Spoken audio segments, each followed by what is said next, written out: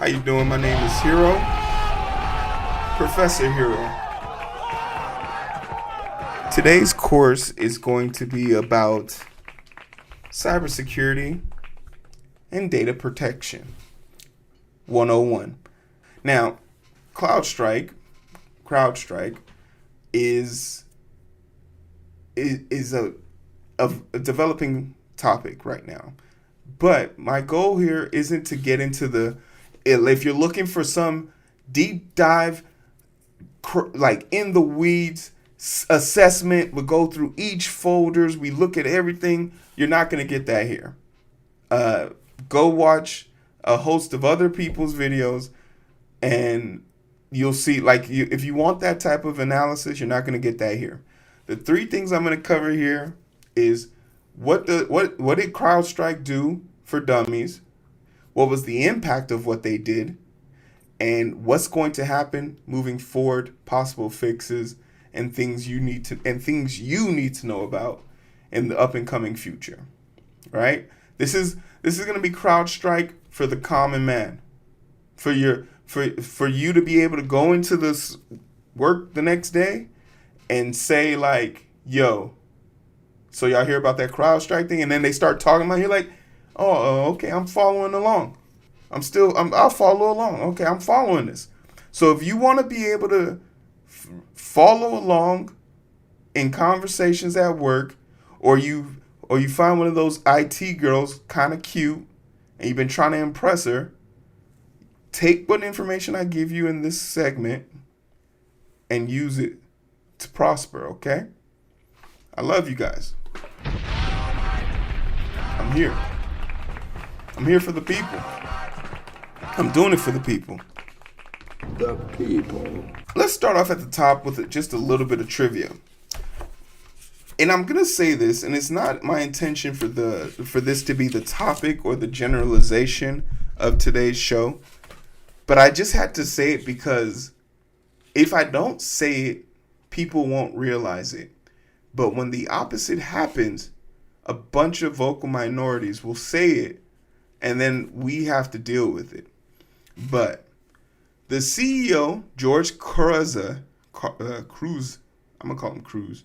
George Cruz hasn't fucked up like this, not once, but he's already done it before.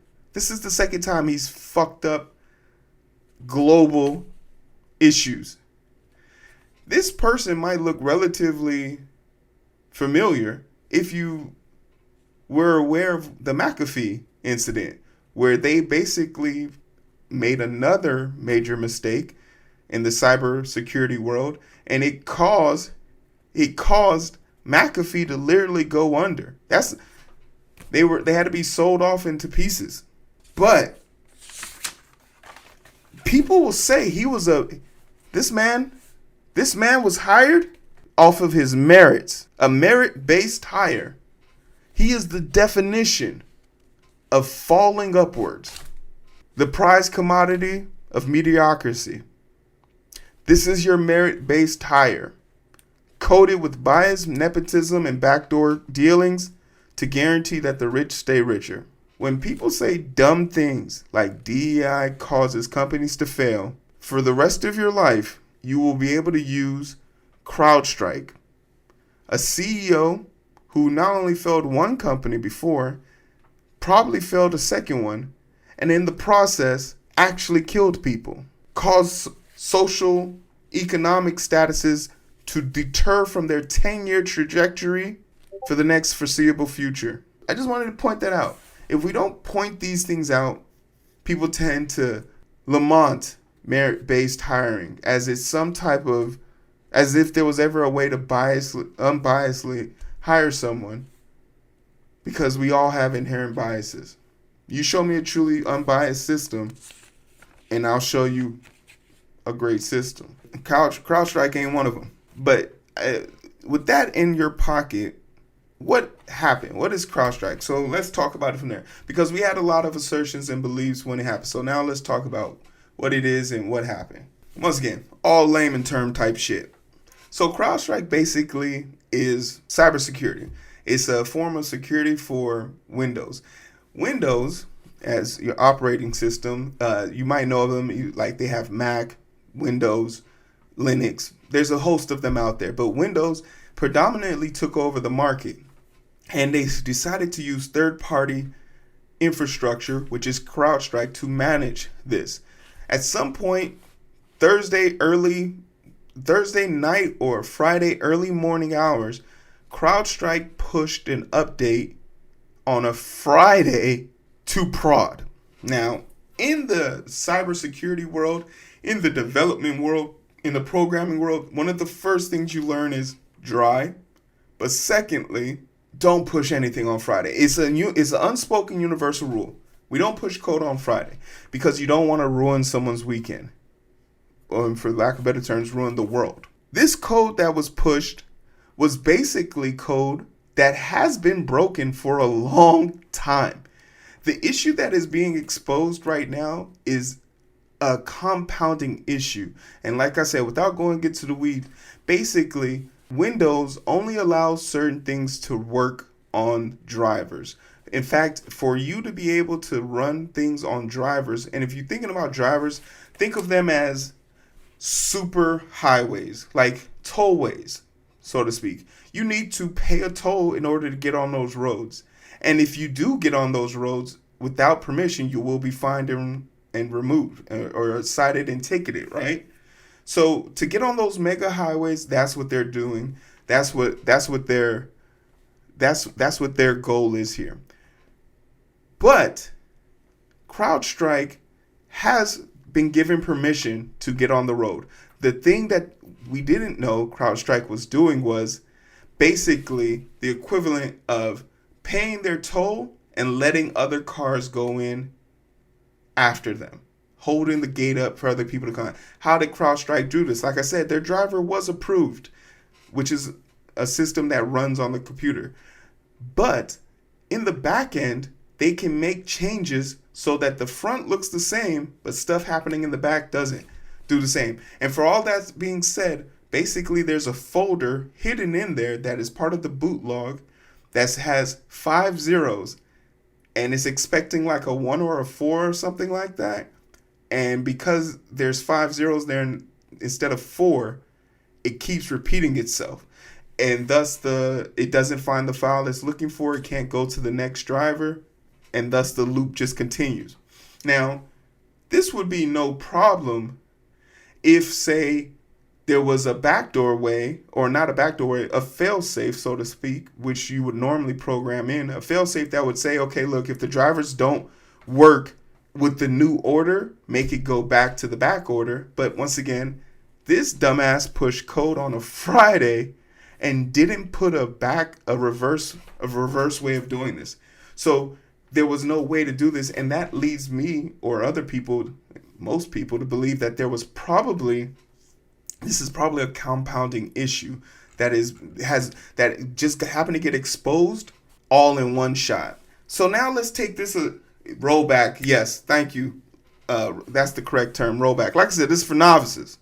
And I don't got all the terminology, but rollback. So now we're in this situation where 240,000 companies across 8.9 million computer screens or services with tens of billions of screens across the world, all showing the blue thing. Now, it's easy to fix the problem. In fact, it's 9 steps.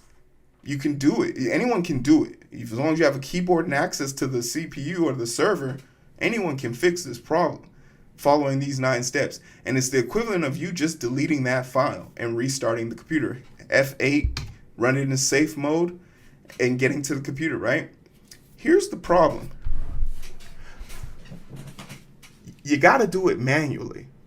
And like I just gave you those numbers, 240,000 companies with 8.9 million computers running this service. If we were to calculate the manpower you would need to do this, we're talking about a whole entire we could build an industry worth of a company industry the size of Amazon, and they couldn't fix this problem in a month. Probably not even a year if they had to go to every computer. So it's not so much of a technical issue as much as it is manpower. How do we find and get enough people to be able to do this? The answer is probably not. So what is the next big step, right? There's two forms of consensus. For all major infrastructure and critical knowledge, we could just simply, for all those things, we have to do that. So power plants, banks, hospitals, so on and so forth, those things needed immediate triage. We had to do that. But a lot of companies have opted to just say fuck it and build from scratch. Multiple companies that work in the renewable energy, where computers or drivers are being put in remote areas that are unreachable. For example, in Yellowstone Park, they airdropped at the time terminals all around the park in order to monitor for possible forest fires. But due to the risk and hazard of trying to go back and reset these computers, they've just opted to drop a whole new one there instead of repairing the old one. In places where infrastructure is allowed, you would have to find a way of sending. So for all you guys that don't know, people that go on like those windmills and those super high towers, they have computer systems connected to them. You would either have to send a technician up there that you taught the 8 steps to go up there and change it and hope he doesn't have any questions or doesn't know what the fuck is going on. Or you have to get an IT person up there. So they've just opted to just send the dude up there with a new computer and bring back the old one. But what happens if you're a mom and pop shop and you don't have the money? What happens if you're an MRI machine with a patient inside of it at the time of the shutdown and you can no longer see through CT scanning and C scans where your incision should go? Where the defect is, where's the cancer, where's the tumor? What do you do? What if you're a person who hasn't had cash in their wallet for the last 5 years and you're buying groceries and your card isn't working? Those questions and answers haven't been solved just yet. But we can talk about the victims, and it's easy to talk about the billionaires and the millionaires who lost money. Woe is me. But the people you're not going to hear about are the 3 people who died waiting on drug compounding mixtures that were being controlled by software that used Windows that shut down so the drug compounding mechanism would not restart to get people their drugs. You're not going to hear about their deaths. You're not going to hear about the 113,340 wedding photos that were lost forever to newlyweds because on the day of shipment, the automated system designed to do it was not available because the computer was log booting. You're not going to hear about the 7 players who couldn't make it to who missed their qualifying baseball game in order to progress to the Little League Series, World Series. You're not going to hear about them. You're not going to hear about the people who invested, the crypto bros, the bad guys, the good guys, the end of the world heists that were done. No. This Crowdstrike thing did more than affect billionaires and social economies. It hit people on a personal and social level.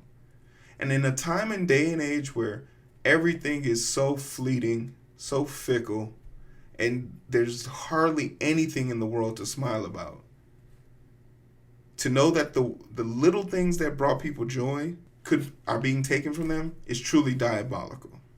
So what's the game plan here moving forward? What do we do? What are our action plans? I have 3. Maybe everything doesn't need to be on the fucking internet cloud. Like maybe everything just doesn't need to be in the cloud. Maybe we just don't need to have secret security booted into everything without everyone's consent, and informed decisions should be made with companies and everybody. You know, maybe when rules are put in place, you should follow them, because Crowdstrike, whether we like it or not, has admitted guilt. They built a backdoor way of usurping Windows driver check system. Windows has a thorough driver check system that reportedly takes 2 to 3 weeks for a turnaround because they have to vet it. And Crowdstrike said, no, we're not going to do that. We as a security system who tell people all the time to follow the rules are not going to follow the rules. Could you imagine?